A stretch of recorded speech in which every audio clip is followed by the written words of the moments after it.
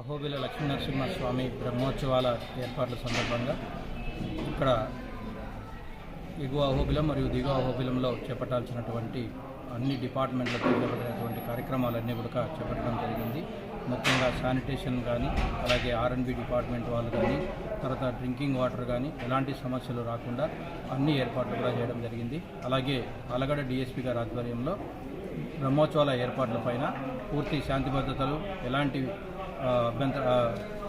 అభ్యంతరాలు లేకుండా మరియు పూర్తి పటిష్టమైనటువంటి బందోబస్తు కూడా ఏర్పాటు చేయడం జరిగింది.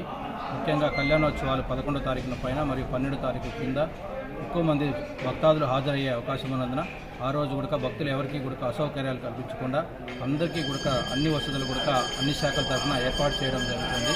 కావున భక్తాదులు అందరూ కూడా ఈ యొక్క నరసింహస్వామి బ్రహ్మోత్సవాల్లో చాలా ఎక్కువ మంది పాల్గొని బ్రహ్మోత్సవాలు విజయవంతం చేయాల్సిందిగా కోరుకుంటున్నాను.